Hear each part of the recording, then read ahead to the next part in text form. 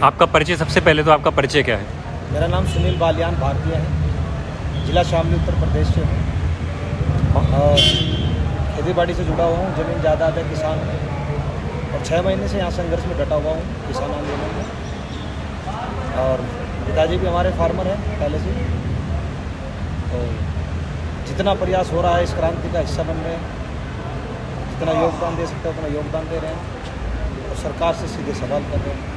हमारे सवाल तो सबसे पहला जो मेरा सवाल आपसे ये होगा कि रबी की फसलों के बारे में बताएं। क्या आपके क्षेत्र में लोगों को कनक या गेहूं की दाम मिला है? अगर मिला है तो लगभग कितना मिला होगा आपके अनुमान से? देखिए, ऐसा है जैसे हमारे यहाँ पे अब गेहूं की फसल कटी है, उसमें क्या समस्या आ रही है कि सबसे बड़ी समस्या आ रही है, रेट तो मिल गया 1975 का, लेकिन उसके अंदर काला बाजारी भी हो गया। वो जो मैंने देखा, क्योंकि मैंने खुद अपनी जो ट्रॉली है भर के 2 दिन खड़ी रखी, जो इन्होंने सिस्टम बना रखा है जहाँ पे गेहूँ खरीदे जाते हैं, वहाँ पे क्या करते हैं वो स्टॉक पूरा दिखाते हैं कि हमारे पास जगह नहीं है, तो आदमी मंडी की तरफ को भागता है। जब मंडी में बात होती है, मंडी वालों ने बोला कि भाई वहाँ भी स्टॉक पूरा है, नहीं ले रहे। फिर खबर आई दूसरे दोबारा, कह लिया 200 रुपये कम दे। तो हमने कहा 2 दिन हम खड़ी कर लेंगे, मंडी बता दो किस दिन खुलेंगे। तो हमने फिर 2 दिन बाद जा करके अपना गेहूँ डाला, 1975 का भाव हमें मिला और वो किसान आंदोलन की ही देन है जो 1975 का रेट मिल रहा है, नहीं तो हमें 1975 का रेट ना मिलता। आज किसान यहाँ बैठा है तो उन लोगों के गले में घंटी बंधी हुई है, तलवार टिकी हुई है उनके गले में कि उन्हें लेना पड़ेगा, लेकिन लोग बीच बीच में अब भी मजबूरी का फ़ायदा उठा रहे हैं। जो हमने नोट किया, हमने देखा, क्योंकि मैं खुद गया था मंडी में, मैंने बात करने प्रयास किया, लेकिन 2 दिन बाद मैंने अपनी जो गाड़ी थी, जो ट्रॉली थी, उसको 2 दिन बाद लेकर गया, तब जाकर। तो जो कमज़ोर किसान है जिसके पास 1 एकड़ से भी कम है, उसके पास क्या गारंटी होगी सरकारी दाम लाने की? क्या उसको कुछ मिल भी सकता है कि नहीं मिल सकता आपकी समझ से? देखिए, जिसके पास ज़मीन है, 1 बीघा हो, 2 बीघा हो, 10 बीघा हो, जब सरकार MSP पे कानून बना देगी तो उसको फ़ायदा होगा।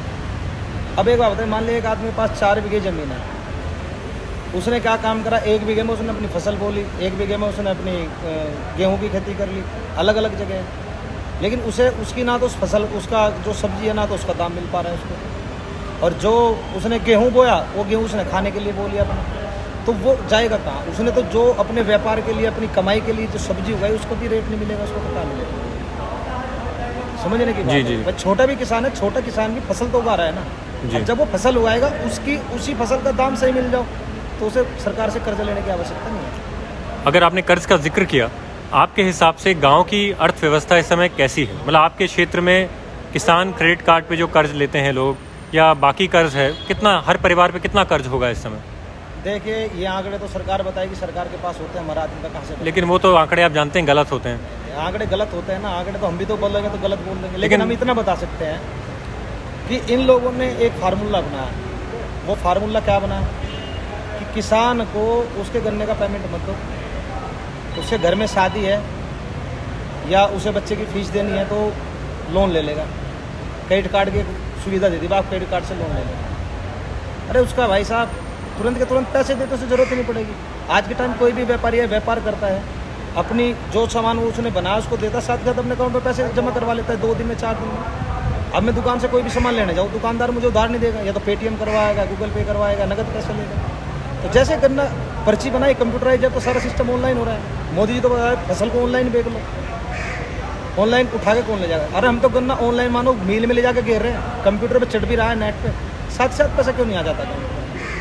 आ जाना चाहिए। जब हमारा पैसा, हमारा दाम 4 साल से गन्ने का रेट नहीं बढ़ा, रेट नहीं बढ़ा, लेकिन कम से कम वो पेमेंट भी जो पिछले साल का उसे भी 1-1 साल हो जाता है। कहाँ जाएगा किसान?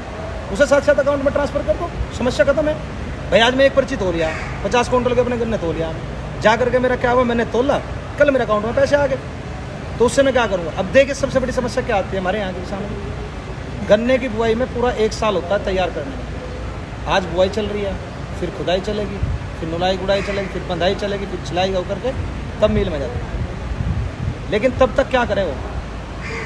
तब तक या तो साहूकार से पैसा लेगा, या बैंक से लोन लेगा, या कुछ थोड़ा बहुत उसका पिछले साल का पेमेंट आएगा उससे करेगा। तो विकास कहाँ से होगा? उस इंसान की तरक्की कहाँ से होगी? वो अपने पशु है दूध बेचना शुरू करेगा, या डंगर बेचेगा, झोटा बेचेगा, भैंस बेचेगा, कुछ तो बेचेगा ना। ये सरकार को सोचना चाहिए। सरकार कहती है मैं किसान के हित में करता हूँ काम, क्या करा? ऐसा बिल लिया थे कि 2 पशु हो गए तो कॉमर्शियल मीटर लेना पड़ेगा। किसान ही तो पालता है पशु, कौन पालता है? अब उसको रोका इन्होंने। पता नहीं कौन मूर्ख आदमी है जो इन्हें सिखाता है कि भाई तुम लोगों को ये कानून बनाना है। ये सोचने की तो बात है। विडम्बना है मेरे देश की, कैसे प्रधानमंत्री है? एक चाय बेचने वाला प्रधानमंत्री बन रहे हैं, प्रधानमंत्री बनने वाले कहते मैं किसानों के इसमें सोच रहा हूँ, आज तक नहीं सोचा। रही बात इसने व्यापारियों की भी कमर तोड़ी, और बात कुछ चुनिंदा घरों के लिए काम कर रहा है, 1-2 जो घर है चुनिंदा उनके लिए काम कर रहे हैं। करो जाओ उनके लिए काम, क्योंकि उन्होंने तो पहले से खरीद रखा। गुजराती भाई पहले उसको विधायक बना, फिर मुख्यमंत्री बना, फिर प्रधानमंत्री तक का पद भी उन्होंने बनाया। तो ये तो शुरू से बिके हुए हैं ना। तो जब आदमी कर्जा ले लेता है, मोदी ने कर्जा ले रखा, कहाँ चुकाएगा? कर्जा इतने हाई इंटरेस्ट पे है कि अपनी माँ का भी पालन पोषण नहीं कर सकता मोदी को। कौन कहता मैं सब कुछ देश को दे दिया? हमें तो ये बता दो, 11 बार की सैलरी ले रहे हैं मोदी जी। भाई पहले विधायक बने, फिर विधायक बने, फिर मुख्यमंत्री बने, फिर विधायक बने, फिर मुख्यमंत्री बने, फिर सांसद बने, फिर प्रधानमंत्री बने, फिर सांसद बने, फिर प्रधानमंत्री बने। ये 9-10 तरह की पेंशन ले रहे हैं। कहाँ है वो पैसा? सोचने का विषय है ये। वो पैसा कहाँ है? वो पैसा तो उन्हीं को उसमें जा रहा है ना, कर्जे में। वो ब्याज तो देना पड़ेगा ना। ये जो जितनी हमारी सरकारी संपत्तियाँ थी उनको बेचा जा रहा है, उनको भी तो उसको दिया जा रहा है। अच्छा, ऐसा क्या तरीका है कि सरकारी संपत्ति MTNL था, पूरे देश में सबसे बड़ी संचार कंपनी थी, आज क्या हो रहा है? उसको बेच दिया गया। क्यों भाई? LIC है, LIC को बेच रहे। अरे जो चीज़ फायदे की दूसरा आदमी उसी को तो खरीदेगा। नुकसान वाले घाटे वाली चीज़ को क्यों खरीदेगा सामने वाला इंसान? आप कहीं भी बिजनेस करने जाओगे, किसी फैक्ट्री खरीदने जाओगे, उसमें प्रॉफिट के हिसाब से तो जाओगे, आपको पता होगी वो किसमें प्रॉफिट होगा। क्यों नहीं इन सिस्टमों को बदल देते? लेकिन इन्हें बेच करके इनको अपना पेट पालना है, कारपोरेट का पेट पालना है इन्हें, और इन्हें अपनी जो गंदी सोच है उसको ऊंचे स्तर तक ले जाना है। इसी के साथ मैं आखिरी सवाल पूछता हूँ, तो आगे की पृष्ठभूमि क्या होगी आपके हिसाब से? कैसे विजय जीतेगा किसान आंदोलन?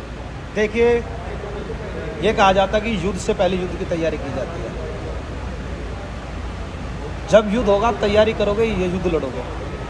और गुरु चाणक्य ने एक ही बात बताई है कि अगर 100 शेर का सेनापति एक कुत्ता है तो 100 के 100 शेर कुत्ते की मौत मरते हैं।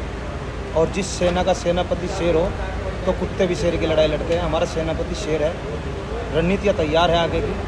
हमारे राकेश टिकैत जी चले हुए हैं कार्य पे, अपनी रणनीतियाँ बना रहे हैं। हमारे नरेश टिकैत जी के नेतृत्व में काम चल रहा है, जो हमारे राष्ट्राध्यक्ष जी हैं। हर चीज़ को सिस्टमेटिक लेके चला जा रहा है, सोच समझ के कदम रखा जा रहा है। लेकिन रणनीति बताई नहीं जाती, फिट करी जाती है किस तरीके से, कहाँ फिट। धन्यवाद।